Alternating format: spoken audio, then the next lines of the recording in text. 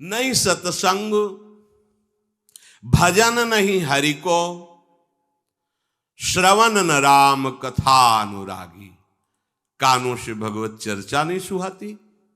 बस वो बात बताओ जिससे हमारी कामना की पूर्ति हो जाए। जो कहो हवन कर दें। ये हवन से, ये ताबीज बांधने से, ये घोड़े की नाल की अंगूठी पहनने से ये बुरा लगेगा सबको। कुछ नहीं होता, कुछ नहीं होने वाला। पापाचरण करो, पूरा एक टैंकर तेल चढ़ा दो शनि भगवान में, पर तुम्हारा नाश करेंगे। क्योंकि वो तेल से प्रसन्न नहीं होते, वो हरि के शरणागत से प्रसन्न होते। ये सब हरि के अनुचर हैं, सब हरि के अनुचर हैं। जानकी नाथ सहाय करे तो कौन बिगाड़ सके नर तेरो। है ये शुक्र शनिचर राहु केत सब क्षण में वही है तेरे चेरो। जानकी नाथ सहाय करे कौन बिगाड़ सकता है। महाप्रभु हरिवंश चंद्र जी कह रहे, जो पे कृष्ण चरण मन अर्पित तो करी है का नवग्रह रंक। ये बेचारे नवग्रह भिखारी क्या तुम्हारा कर सकते हैं। यदि तुम बादशाह श्री कृष्ण के दास हो तो ये चाहे जिस नक्षत्र में बैठे हो तुम्हारे अनुकूल चलेंगे, तुम्हारे अनुकूल चलेंगे। तेल चढ़ाने की जरूरत नहीं, अपने को चढ़ा दो श्री हरि के चरणों में। और हरि से विमुख हो तो तेल नहीं, तुम चाहे तेल की फैक्ट्री इन्हीं के ऊपर लगा दो। लेकिन ये सेवक हरि के हैं और हरि के तुम विमुख हो तो ये प्रसन्न हो ही नहीं सकते, तुम्हारा पतन ही होगा। पर ये संसार समझता नहीं। भगवान नाम से मतलब नहीं, भगवत आराधना से मतलब नहीं। अरे भाई ये लोकपाल हैं, जानते हो भक्त को भी काम क्रोध क्यों सताता है। ताकत नहीं इनकी प्रवेश कर जाए, अहंकार है इसलिए। और भगवान को अहंकार अच्छा नहीं लगता, इसीलिए भगवान के सब दूत हैं चढ़ बैठते हैं। देख तू कितना बड़ा साधक, कितना बड़ा भजनानंदी, दिखा हमें। अब फेल तो मैं भगवान की शरण, तो हो ना भगवान की शरण। और भगवान की शरण में हो जाए तो यही महासुख प्रदान करने लगते हैं, और कोई नहीं, इन्हीं के लड़का बच्चा है। द्वारिकाधीश के पुत्र रूप में कौन प्रकट हो रहा है? भगवान कामदेव, जो प्रद्युम्न अवतार है, साक्षात कामदेव हैं। कामदेव साक्षात आ रहे हैं। हम प्रभु से विमुख हो, कोई हमारा सहयोग कर सकेगा? कोई नहीं कर सकता। और अगर करने गया तो वो भी उल्टा टंग जाएगा। ये भी बात समझ लो। भगवान देख लो, हम आपको उदाहरण बता रहे कि तो कैसे काशी नरेश, पौंड्रक, ये सब मिलकर भगवान के विरोध में हुए। भगवान ने सुदर्शन चक्र को छोड़ा, काशी नरेश पौंड्रक सबका उद्धार किया। और काशी नरेश का पुत्र था सुदक्षिण, उसने विचार किया कि ये तो बहुत बड़े अपमान की बात है। भगवान शंकर की नगरी में रहता, काशी में महामृत्युंजय है, काल के भी महाकाल हैं। पंडितों से कहा ऐसा उपाय नहीं कि हम द्वारिका को भस्म कर दें। बोले है, भगवान शिव के ऐसे ऐसे मंत्र हैं कि वो तो विनाशकारी भी तो है ना, वो बहुत सुंदर भी है। कर्पूर गौरम करुणावतारम संसार सारम, करुणा के स्वरूप है। आशुतोष नाम है। एक चुल्लू जल ऐसा कोई देवता नहीं मिलेगा जो संसार में कोई देवता नहीं खाता, वो इन पे चढ़ाए जाते हैं। अकौड़े का फूल, धतूर का फल ये कोई पता है? नहीं पता। इतने से वो प्रसन्न, इसीलिए वो आशुतोष रीझ जाए तो पूरा नगर का नगर सोने का ऐसे दे दिया, लंका उन्हीं दे दिया। और अगर दृष्टि बदल जाए तो हनुमान जी बनकर पूंछ में आग लगा को उसी लंका को नाश कर। बड़े विचित्र है। हाँ है भगवान शंकर विनाशकारी, द्वारिका को भस्म कर सकते हैं।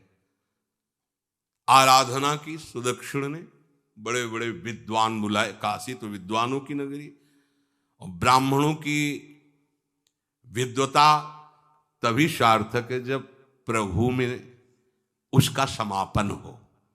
विद्या कौन? जो भगवान से मिला दे। अविद्या कौन? जो अहंकार माया में लगा दे। तो उन विद्वानों की ये समझ में नहीं आया कि किसके विरोध में मुझे अनुष्ठान में बैठालना है। बैठ गए, अनुष्ठान शुरू किया, तो मंत्रों में ताकत तो है ही। भयंकर कृत्या प्रकट हुई, विश्व का विनाश करने की सामर्थ्य रखने वाली। मंत्रों के द्वारा उसे प्रेरित किया, जाओ द्वारिकापुरी को ही भस्म कर दो। और ये पता नहीं था कि द्वारिकापुरी ब्रह्मा की बनाई हुई नहीं है। सारी की सारी शक्तियां ब्रह्मा की बनाई हुई चीज पर बिगाड़ सकती हैं, लेकिन चिदानंद धाम में इनका तो प्रवेश ही नहीं। अब दूर से द्वारिका में दिखाई दिया, भयंकर ज्वाला में कृत्य आ रही। लोग भागकर भगवान के पास गए, प्रभु कोई भयानक मंत्र से आविष्ट होकर कृत्य आ रही जो नष्ट करना चाहती द्वारिका। तुम्हें घबराने की जरूरत नहीं, ना बताने की जरूरत है। द्वारिका हर समय सुदर्शन से सुरक्षित है, और सुदर्शन कोई जड़ चक्र नहीं है, वो चैतन्य भगवत पार्षद है। जब जहां जैसा अवसर आता है वैसा वो रूप रख लेते हैं। एक को मारना है तो 100 अरे वाले, हजारों को मारना है तो 1000 अरे वाले, और अगर पूरा सिस्टम विनाश करना है तो अनंत अरे वाले सुदर्शन चक्र हो जाते हैं। और जब सेवा ये नहीं होती तो हाथ जोड़े भगवान के पास खड़े रहते हैं। ये कोई जड़ वस्तु नहीं कि तलवार है भगवान की तो तलवारें बनी खड़ी रहेगी, नहीं, पार्षद स्वरूप है। आवश्यकता हुई वही कौमुदी की गदा सुदर्शन, ये सब दिव्य है। पांचजन्य शंख सुदर्शन चक्र सेवा में थे।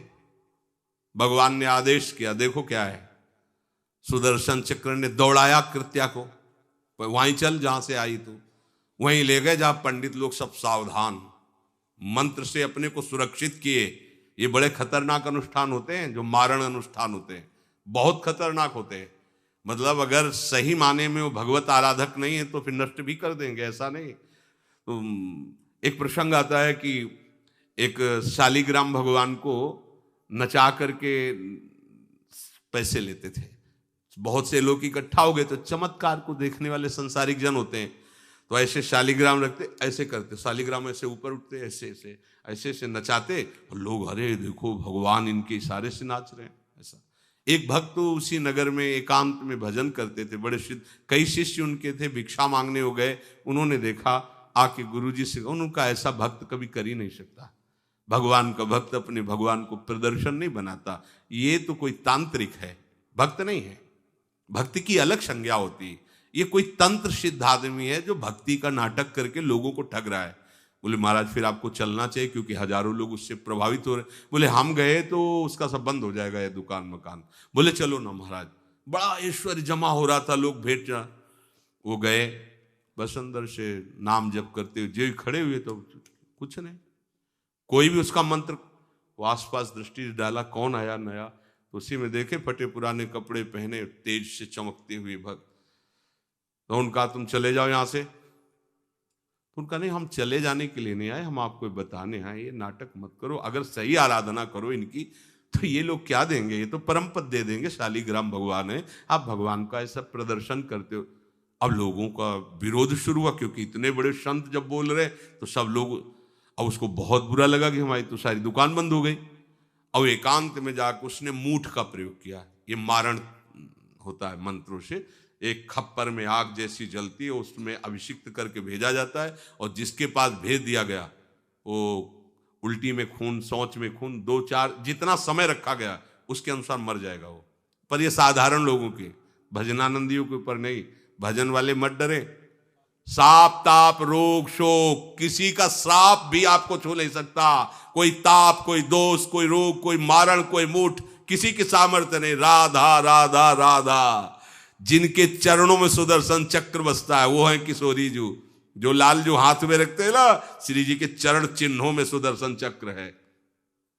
वो मूठ गई महात्मा की कुटिया के सामने, और बस जैसे मक्खियां भिनभिनाती ऐसी आवाज आई, बस वैसे नाच रही थी बाहर। तो वो डेहरी के पास आए और उनका, हमारे दृष्टि में भगवान की सिवा कोई नहीं, आप में भी भगवत शक्ति है, क्या आप ये नहीं समझते हैं कि निरपराध के लिए मारण किया गया है? हमारे में सामर्थ्य है, हम आपको अभी नष्ट कर सकते हैं। अरे भगवान के नाम में आप जाओ और उनको दंड दो। कोई मंत्र नहीं पड़े थे, मूठ वापस हुई और मुंह से खून, सौंच से, उन्हीं के त्राहिमाम मच गया। फिर उनको लगा कि मुझे जाना चाहिए उसकी रक्षा के लिए, गए, भगवान नाम स्पर्श करते हुए से माथे पे हाथ, सब शांत हो गया। बोले अब अवसर हम दे रहे हैं, अब नाम जप कर लो, नाटक बंद करो। उस चरणों में गिरा, उसी दिन शिष्य बन गया। तो सुदर्शन चक्र ने कृत्या को नष्ट नहीं किया, वहां द्वारिका में दौड़ाया। जब काशी पहुंची, काशी भगवान विश्वनाथ जी के त्रिशूल में बसी हुई है और शिव की दृष्टि से सुरक्षित है। जो वहां श्रद्धा पूर्वक वास करे उसका मोक्ष अनिवार्य है, तारक मंत्र देकर शिव करते हैं। पर उस कृत्या को सुदर्शन ने नष्ट किया और जितने ब्राह्मण थे सबका राधे राधे, और पूरी काशी में आग लगा दी। तो विश्वनाथ जी मुस्कुराए, नाराज थोड़ी, क्योंकि विश्वनाथ जी ने कह दिया था यदि ब्राह्मण विरोधी कोई है तो हमारा ये मारण काम कर जाएगा। उनको ये समझ में नहीं आया कि नमो ब्रह्मणे देवाय भगवान का नाम है, वो जानते थे। तो कोई भी भगवत विरोध भाव लेकर के किसी भी देवता की आराधना करके कुछ नहीं होने वाला। किसी भी देवता, एक तांत्रिक बहुत वो संतों को परेशान करता था, धर्म सम्राट स्वामी श्री करपात्री जी महाराज, ये बहुत पुरानी बात नहीं है। तो उन्होंने संतों ने आगे बताया कि बहुत अपमान कर देता है। उन्होंने कहा ठीक है, गए, हाँ भाई शुरू हो जाओ तुम, जितना तुम्हारे पास तंत्र है हम एक भी मंत्र नहीं बोलेंगे, दंड लिए हुए हम एक भी मंत्र नहीं बोले, हम केवल खड़े हैं, तुम प्रयोग करो। वो जो उसके तंत्र के प्रयोग, नारायण नारायण नारायण नारायण, कुछ नहीं बोले। अब हम प्रयोग करें तो उठा, साष्टांग दंडोत हुआ, बोले आप धर्म सम्राट करपात्री जी हैं क्या? क्योंकि इतनी सामर्थ्य केवल उन्हीं में है जो मुझे रोक सके दूसरे। बोले बंद कर दो, दोबारा शिकायत नहीं आनी चाहिए हमारे पास। तंत्रों में बड़ी सामर्थ्य होती है, लेकिन भगवान में अनंत सामर्थ्य होती है, अनंत सामर्थ्य होती है। इसलिए हमें कभी भी प्रभु से विमुख होकर कोई भी देवता बचा लेगा ऐसा सोचना भी नहीं कि हम किसी की आराधना करके, ऐसा नहीं, वही आपको नष्ट कर देगा। भरत जी को, जड़ भरत जी को पकड़ ले गए जो चोर लोग थे, दस्यु लोग। उन्होंने देवी जी को कहा, बड़ा भ्रम है यार, वो जगत माता है, अम्मा है सारे जगत की, और बकरे की बलि दे लेते, उनका बच्चा बकरा नहीं हुआ क्या? जब जगन माता है, जगदम्बा है, जगद अम्बा है वो, तो क्या ये छोटे छोटे जीवों को जो बलि देते हैं, क्या उनको ये पता नहीं कि ये उनकी अम्मा है? उनके सामने काट रहे हो, मां तो मुझसे प्रसन्न होगी, काट लो, अभी अवसर आएगा तब तुम्हें पता चलेगा। अब वो जो पकड़ के लाया गया था मनुष्य बलि के लिए, तो वो दस्युराज, एक बाजार सी लगी थी, उत्सव मनाया गया, उसे कहा गया था जो मनावे सो खाओ। तो जहां जाता अच्छे अच्छे पदार्थ खाता, तो दुकान वाले ने खा ले, थोड़ी देर बाद गड़ासा चले करते। बोले क्यों? तो बोले तुम्हें पता नहीं क्या? बोले नहीं। बोले बलि के लिए लाए गए हो। अब तो जलेबी मुंह की मुंह में रह गई कि इसके बाद गड़ासा चले। आसपास देखा तो रक्षक इधर उधर थे, भाग लिया। अब रक्षकों ने देखा कि वो तो है ही नहीं, अब उनको बड़ा भय लगा। अब वहां कोई फोटो थोड़ी खींची गई थी कि बलि किसकी चढ़ानी है। अब वो भागे, महाराज बैठे थे पद्मासन में, जड़ भरत जी ब्रह्माकार वृत्ति, इन्हीं को पकड़ ले गए, बढ़िया तगड़ा तंदुरुस्त है। और दस्युराज ने कहा बलि का जो वो लाया गया, हाँ महाराज, अष्ट देख के प्रसन्न हो गया, तेजो में हष्ट पुष्ट ब्रह्माकार वृत्ति इनकी। बोले स्नान करवाओ। सालों से स्नान नहीं हुआ तो को उपटन लगा के स्नान कराया।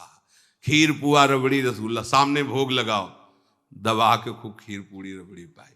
अब वो तो भगवान के प्रेमी भक्त हैं, ब्रह्माकार स्वरूप है, अपने स्वरूप में स्थित है। इसके बाद तिलक लगाया, बोले गर्दन झुका। भरत जी अंदर से खीर खाया है ना, अब गर्दन भी झुका, गर्दन भी कटेगी। भक्त की गर्दन यदि श्रद्धा से झुके तो ठीक, अगर जबरदस्ती से झुका दिया तो तुम झुकाने लायक नहीं रह जाओगे, ये भी ध्यान रखना। क्योंकि ये गर्दन अब गर्दन नहीं, ये किसी और की शान बन चुकी है। भक्त की गर्दन किसी की शान है और वो उनकी शान है जो सबकी जान है। देवी जी की मूर्ति में आग लग गई, दाह शक्ति पैदा हो गई। जे ही जड़ भरत जी का शरीर ऐसे किया, फाड़ करके मूर्ति भद्रकाली प्रकट हो गई, और जो गड़ासा काटने उसी को उठाया, काट काट के उन्हें दस्युराज से लेकर समस्त सांप को काट करके खून की होली खेल दी। भरत जी ने देखा जब कोई काटने वाला नहीं है तो बोले ठीक है अब चलो पचाने के लिए टहलते हैं, थोड़ा खीर पुआ खाया, चल दिए, कोई रोक। देवी जी से एक बार भी लिखा कि मां बड़ी कृपा। जो भगवान का भक्त है वो दूसरे की कृपा भी नहीं मना सकता। नहीं, एक बार भी मुड़कर ऐसा प्रसंग नहीं आया कि देवी जी के देखो बड़ी रक्षा कर, कुछ नहीं। प्राण जाने पर कोई भय नहीं, रक्षा होने पर किसी की स्तुति नहीं, अपने मंगल विधान। हरि आश्रय, सत्संग हरि आश्रय देता है, बहुत बड़ा बल हरि है, मान लो। एक दिन आपसे कह रहे थे कि जब आपने देखा नहीं उनको, उनसे बात नहीं हुई और आप उनके जनों से बात सुनकर उनकी तरफ चल पड़े, इस बात से हरि आपके ऋणी हो जाते हैं। भगवान इसी बात से ऋणी हो जाते हैं। बस ये बात आप हृदय में बैठा लीजिए। जैसे लोग प्रश्न करते हैं ना कि हमने भगवान को देखा नहीं, भगवान क्यों, हम कैसे, किसी की बात तो मान लो ना। आप मान लो, वो तो आपके अंदर भी बैठे हुए हैं, वो आपको इतना प्यार देने लगेंगे। जहां कोई सहायक नहीं होगा वहां हरि आपको दिखाई देंगे, देख लेना। बिगड़ी ऐसे क्षण में बन जाती है, ऐसा लगता है गला कटा तो वो तलवार गले तक आएगी, हार बनकर सुगंधित फूल बन जाएगी, पर गले तक आने आने तक तुम्हारी निष्ठा देखी जाएगी। नहीं नहीं, बस मेरे हरि का यही विधान, वो आते आते हार बन जाएगी, वो तलवार तुम्हारा गला नहीं काट पाएगी, क्योंकि गले में हरि नाम चल रहा है। मान लो हमारी महालक्ष्मी चरण चापती रहती, क्या चाहिए तुम्हें, क्या चाहिए, आप सच्ची माने। क्या मतलब, कितनी मलिनता छा गई है। हम इसको मार देंगे तो 2 लाख रुपए मिल जाएंगे, ये कर देंगे तो, अरे भैया अगर तू हरि नाम जपेगा तो इसकी कीमत नहीं है, कीमत नहीं, अमूल्य वस्तु है। इसके ब्याज में तू कुबेर बन सकता है, मूल्य तो कभी खत्म होता ही नहीं है। ब्याज में तू ब्रह्मा बन सकता है, बनना तो चाहे। भक्तजन तो कहते हैं नहीं चाहिए मुझे ब्रह्मा का पद, परमेष्ठी पद, नहीं चाहिए सम्राट पद, नहीं चाहिए योग की सिद्धियां, मुझे प्रभु आपकी दास्ता चाहिए। ये बात, कितना महासुख होगा उस भक्त को जो इन बातों को कह रहा है, नहीं चाहिए मुझे मोक्ष सुख नहीं चाहिए। वो ऐसे थोड़ी कह रहा है, श्रद्धा से नहीं कह रहा, अनुभूति से कह रहा है, मुझे नहीं चाहिए ये सब, इनमें वो सुख नहीं है जो आपके चरणों के समीप रहने में सुख है। नहीं सत्संग भजन नहीं हरि को, श्रवण न राम कथा अनुरागी, सुत बित दार भवन ममता निसि सोवत अति न कबहु मति जागी। अरे तेरी बुद्धि सो रही है, जगा दे। पुत्र में, रुपया में, स्त्री में, मकान में, इसमें सबकी ममता होती है, सबकी, जितने सृष्टि में पैदा हुए। केवल सत्संगी की नहीं होती। जो असली सत्संगी है उसकी ममता प्रभु के चरणों में होती है, क्योंकि वो जानता है सब रूपों में प्रभु ही है, ये सब पसारा प्रभु का ही है, इसलिए ममता उसकी प्रभु के चरण। एक अहमता ममता ये जग में है दुख जाई, ये जब श्री जी की ओर लगे तो होत परम। जाग जा, बिना जागे दुख दूर नहीं हो सकता। जैसे स्वप्न में हम देख रहे हैं कि समुद्र में डूब रहे हैं, अब जागृत में आसपास सैकड़ों नाव लगा दें तो बच जाएगा क्या वो, क्योंकि वो तो सो रहा है और वो स्वप्न में देख रहा है। अब हम नाना प्रकार के तैराकों को बाहर तैनात रखें तो उसको कोई सुख मिलेगा क्या, क्योंकि वो स्वप्न में। उसको अगर सुखी करना है तो एक ही उपाय, जगा दे। जगा दो तो ना समुद्र रह गया ना डूबना रह गया। ऐसे ही संसार में मोह से ऐसे ग्रसित जीव हैं, भाई इतना ही सुखचार है, और उसी स्वप्न में वो दुख से निवृत्त होना चाहते हैं। अब हम बाहर से उनकी कामनाओं की पूर्ति करने वाली बात करें तो क्या वो सुखी हो जाएंगे क्या? इसीलिए कोई साधु जो भगवत मार्ग का पथिक है वो कभी सपोर्ट नहीं करेगा जाओ ऐसा, वो जाओ ऐसा ही है जैसे उस स्वप्न में समुद्र में डूब रहा है, बाहर से हम जल जहाज नाव तैराक सब लगा रहे हैं, लेकिन वो नहीं सुखी होगा, क्योंकि उसके सुख का कारण तब बनेगा जब स्वप्न हटे। स्वप्न तब हटेगा जब वो जागे। जो सपने सिर काटे कोई, बिन जागे दुख दूर न होई, तो उसको जगा दो। साधुजन क्या करते हैं? जगा देते हैं उसको। जागो, कहां मोह निशा सब सो अनिहारा, देखे स्वपन अनेक प्रकारा, यही जग जामिन जागे जोगी। योग भगवान से जो तुमने वियोग कर रखा है, तुम जगो। जे ही जगोगे तो जे ही जाने जग जाए हेराई, जागे जथा स्वपन भ्रम जाई। कोई नहीं है यहां। एक कल श्लोक, मत्तः परतरम नान्यत किंचित अस्ति धनंजय, मेरे सिवा कोई नहीं। ये कब पता चलेगा? जागने पर। तो हमें ये बहुत कुछ दिखाई दे रहा है, स्वप्न है। उमा कहूं मैं अनुभव अपना, सत हरि भजन जगत सब सपना।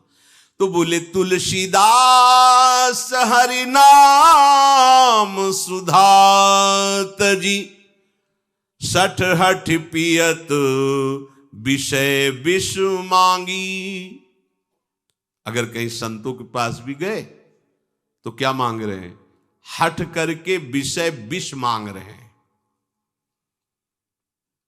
वो आत्मदेव नाम के एक ब्राह्मण थे, सब कुछ समृद्धि थी, संतान थी नहीं, बड़े दुखी गृहस्थी में। हमारा कुल चलाने वाला होना चाहिए। बड़ा भ्रम बैठा हुआ है, हमारा कुल चलाने वाला नहीं, तो सब बेकार, जीवन ही बेकार हो गया। बिना गुरु के यदि शास्त्र पढ़ोगे ना तो भ्रमित हो जाओगे। स्पष्ट लिखा, पुत नाम के नरक की उसको प्राप्ति होती जिसके संतान नहीं होती। अब तो गृहस्थ में बेचारा पड़े परेशान। उन्होंने सोचा इससे अच्छा है आत्महत्या कर लें। बहुत संतों के पास जाकर के यज्ञ करके सब अपनी कामनाओं की पूर्ति चाहते, दान पुण्य दे करके। उसने भी जितना उपाय हुआ किया, नहीं हुई संतान। मरने के लिए वो जंगल में, उधर से एक सन्यासी जी आ रहे थे, देखा साधु तो ब्राह्मण तो थे, उठे प्रणाम किया, देखा उनको उदास क्यों हो? उनका महाराज उदास ही नहीं, मैं तो आत्महत्या करने आया हूं यहां जंगल में। अरे ये तो महापाप है, आत्महत्या तो बड़ी दुर्गति का कारण है। बोले महाराज अगर आप बचाना चाहते हो तो आप कृपा करो। क्या क्या चाहते हो? बोले हमारे पास सब कुछ है, बेटा नहीं, बेटा नहीं दोगे तो हमारा जीवन बेकार। तो उन्होंने अंतर्दृष्टि से देखा और कहा 7 जन्म तक तेरे पुत्र नहीं भाग्य में तेरे लिखा है। तो उसने कहा फिर तो अभी मरते, आत्महत्या करते, हम 7 जन्म की बात, हम 7 दिन नहीं जिएंगे, हमें पुत्र चाहिए। संत का दयालु। देखो जिनके पास तपस्या और भजन का धन होता है, जब भगवान अधीन है तो कुछ भी कर सकते हो, कुछ भी कर सकते हैं। प्रारब्ध मिटाना कोई बड़ी बात नहीं। प्रारब्ध जानते, कोई देवता थोड़ी है, तुम्हारा पीछे का किया हुआ कर्म है। और इधर जोर का भजन है, भजन के प्रभाव से कर्म को नष्ट करने में देर थोड़ी लगती है। ये तो अच्छे शुभ कर्म करो तो तुम्हारा प्रारब्ध बदल जाएगा। भजन का प्रयोग प्रारब्ध बदलने के लिए थोड़ी है। पर वो ऐसा हट किए तो उनका देखो, हट करने से लाभ नहीं मिलता है। उनका हमें उपदेश नहीं, हमें पुत्र चाहिए। अगर आप भगवत प्रेरित होकर यहां आए हो तो आप हमें। तो उन्होंने तपस्या के बल से फल की रचना की और कहा जाओ अपनी पत्नी को ये फल पवा दो और इससे निश्चित पुत्र होगा। बहुत प्रसन्न, अब कामना पूर्ण थी तो देख लो प्रभाव, देखो कामना का। प्रसन्न हुए आए। धुंधुली नाम था उनकी पत्नी, नाम भी बहुत बढ़िया था, धुंधुली। वो कहा कि देखो ये फल खा लो, तुम्हारी संतान हो जाएगी। बहुत मीठी बात बोलती थी, मृदुभाषी, कपट हृदय। अलग अलग क्षेत्र होता है, हृदय कपट और मुख में मीठी बात। बहुत संभल के व्यवहार करना चाहिए ऐसे लोगों से। मधुरिया बानी, मीठी, क्या मृदुभाषा। नहीं प्रीतम, आप चिंता मत करो, फल ऐसे थोड़ी खाया जाता है, नहा धो के पवित्र होके फिर। हाँ उनका ये बात, तो आप अपने काम में लगो, हम पा लेंगे ऐसा। अब आपको विश्वास है ना? बोले विश्वास तो है, इसमें क्या विश्वास, आप भी तो चाहती ना पुत्र हो। बोले हाँ। वो जो ही गए सो अपनी बहन को बुलाया और कहा सुनो, अभी तो हम 4-5 रोटी कढ़ी चावल सब पा लेते हैं, पूड़ी खीर पुआ। गर्भ रहेगा तो पेट तो उसी से भरा रहेगा, तो हमारा भोजन रुक जाएगा। बोले हाँ ये तो बात है। जब पेट बढ़ेगा, अगर घर में आग लग गई तो फिर हम भाग नहीं पाएंगे, तो हम जल जाएंगे। ये निगेटिव सोच वाले लेते। और पंडित जी तो इसी बात में लगे हैं कि गर्भ रह जाए तो क्या करें, तुम्हारा हम खाएंगे तो है नहीं पक्की बात, पर करें तो क्या करें, पंडित जी को कैसे समझो। उनका देखो एक बात है, हमारे गर्भ है, हमारे कई लड़के हो चुके हो, गरीबी है ही है हमारे यहाँ, तुम कुछ पैसा दे देना और ये नाटक करना कि मैं गर्भवती हूं, बच्चा समय होने पर हम पहुंचा देंगे, हम घोषित कर देंगे हमारा बच्चा मर गया। तो पंडित जी को तुम नाटक में बताते रहना कि गर्भ है, बच्चा हो जाए, पंडित जी कह देना बच्चा हो गया है, तो बोले दूध पिलाने की समस्या आएगी, तो बोले ये तुम कह देना कि पहला पहला बच्चा है, हमारे वक्षा स्थल में दूध नहीं, हमारी बहन का था तो मर गया बच्चा, तो उनको बुला लेती तो बात बन जाएगी, बढ़िया बात हो गई।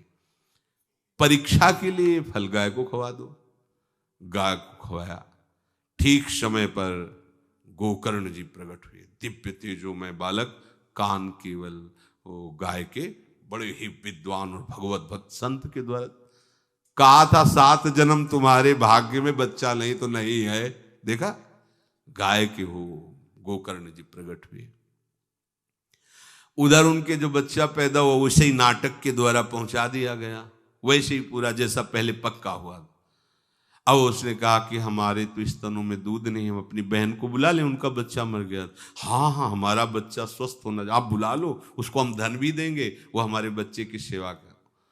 अपने नाम से जोड़ करके उसका नाम रखा धुंधकारी, धुंधुली और धुंधकारी, अज्ञान का साक्षात स्वरूप। और जैसे ही वो अवस्था बढ़ती गई तो उसके पापाचरण बढ़ना शुरू हुए, बच्चों के साथ खेलता, खेलते हुए बच्चों को उठा लेता और कुएं में डाल देता, मतलब घोर अत्याचार। गोकर्ण जी हर समय भजन साधन शास्त्र स्वाध्याय, जब और बड़ा हुआ तो माता जी को अपने डंडों से रोज पूजन करता, पिताजी को गाली लात थप्पड़, पिताजी तो रो पड़े। गोकर्ण जी से कहा कि बेटा हमारी गाय से प्रकट हुए पर भरोसा आप ही का है, बचा सकते हो, तो बोले पिताजी जाओ यहां से, भाग जाओ यहां से, एकांत जंगल में जाकर भगवान श्री हरि का भजन करो। उन्होंने 2 श्लोकों में उपदेश किया। दूसरा श्लोक ये, धर्मम भजस्व सततम त्यज लोक धर्मान, सेवन सदा साधु पुरुषं जहि काम तृष्णाम, अन्यस्य गुण दोष चिंतन मास मुक्त्वा, सेवा कथा रस मोहो नितराम पिबत्वम। हे पिताजी, अब तुम लोक धर्म का त्याग करके भागवत धर्म को स्वीकार करो, एकांत में जाकर साधु महापुरुषों के संग से उनके उपदिष्ट उपदेश के अनुसार आचरण करो, प्रभु की लीला कथा सुनो, ना कोई कामना ना कोई तृष्णा, किसी के गुण दोष का वर्णन मत करना, और सदैव भगवत सेवा भावना में रहना, इसी जन्म में तुम्हें भगवत प्राप्त। वो तो उधर गए, इतनी पिटाई की उसने माँ की, माँ कुएं में गिरकर आत्महत्या कर ली। फिर तो मनमानी आचरण, कुछ वैश्याओं को रखा और चोरी करके लाया। वैश्याओं ने सोचा किसी दिन पकड़ा जाएगा ये और हम, तो उसके हाथ पैर बांध दिए, चारपाई में ला के मुख में अंगार डाल, वो मरा भयानक प्रेत। कामना ने क्या किया, सर्वनाश। किसी को हरि विमुख होकर कभी सुख मिल सकता है? आप संतों के पास जाइए, अपनी कामना रखिए। हम ये नहीं कहते कि कामना तुम त्याग पाओगे, कामना रखिए, भगवान के पास जाइए, अपनी कामना रखिए, क्योंकि आप कामना से युक्त हैं, पर छूट इतनी दे दीजिए कि जिसमें हमारा मंगल हो वो करना। जैसे नारद जी भगवान से अपनी कामना रखते हैं कि हमारा ब्याह करवा दीजिए, और बाद में एक छूट दे देते हैं कि जेहि विधि होए नाथ हित मोरा। तो हरि को अच्छा लगेगा, गुरुजनों को अच्छा लगेगा कि इस कामना से इसका कोई जीवन बाधित नहीं होगा, वो पूर्ण भी कर देंगे। और अगर लगा कि इसका पतन हो जाएगा तो आप रोते रहो तो भी कामना की पूर्ति नहीं करेंगे। उत्तम बात तो ये है कि कामना हरि की प्राप्ति की करो, वो सर्व सुख स्वरूप हैं। किसी का अन्य आश्रय अन्य बल ना लेते हुए अपने श्यामा श्याम के चरणों का आश्रय लेकर निरंतर भजन करो, तो ये अनुभव हो जाएगा कि सुख किसे कहते हैं। अभी तुम्हें परिचय ही नहीं मिला, सुख किसे कहते हैं। सुख सच्चिदानंद है, सुख एक रस है, सुख अविनाशी है। वो सुख सदैव बढ़ता रहता है, घटता कभी नहीं। एक रस होते हुए भी प्रतिक्षण वर्धमानम है, कभी कभी अंत नहीं होता इस सुख का। ऐसे अनंत सुख के लिए हमें मनुष्य जन्म मिला है। प्यारे इसे मत खोइए। हर समय राधा राधा राधा राधा राधा, और किसी को दुख मत दीजिए। कोई गंदा नशा मत कीजिए, कोई गंदे आचरण मत कीजिए, गंदा भोजन मत कीजिए जिससे अन्य जीवों को कष्ट हो। ऐसा कोई भोजन स्वीकार मत करो। इसी जन्म में आप देख लेना, इसी जन्म में आपको वो वस्तु मिल जाएगी, निहाल हो जाओ। हम किसी पक्षपात की बात नहीं करते। अगर इस छाती को बचपन से अभी तक ऐसा, तो हम कह देते कि भाई आगे कुछ भी हो, कोई भी हमारी गलती हो, हम ये मान सकते हैं, पर हमें ये पता चला कि बचपन से आज तक जलता ही रहा, कभी शांति नहीं मिली, भागता ही रहा पर कभी विश्राम नहीं मिला। पर हम ये आपको कह रहे हैं कि जैसा प्यार प्रभु वैसा अन्यत्र कहीं कभी कहीं नहीं मिला। और प्रभु के प्यार का मूर्तिमान स्वरूप हमारी प्यारी जू, निहाल कर दिया प्रभु ने प्यारी जू के चरणों का आश्रय और उनका परिचय देकर। पूछो बस, यहाँ वाणी मौन हो जाती है। प्यारी जू तो प्यारी जू, और हम ही नहीं, आप सब महाभाग्यशाली है। वृंदावन आए, राधा किशोरी जू के घर में आए और उनकी चर्चा सुन रहे, उनके सिद्धांत सुन रहे। कहीं ना कहीं आपके अंदर उनकी तरफ बढ़ने की इच्छा भी है। ये बहुत बड़ी बात है। बस इस इच्छा को, इस आशा को इतना बढ़ा लो कि कोई इच्छा न रह जाए, कोई आशा न रह जाए। हर समय निरंतर नाम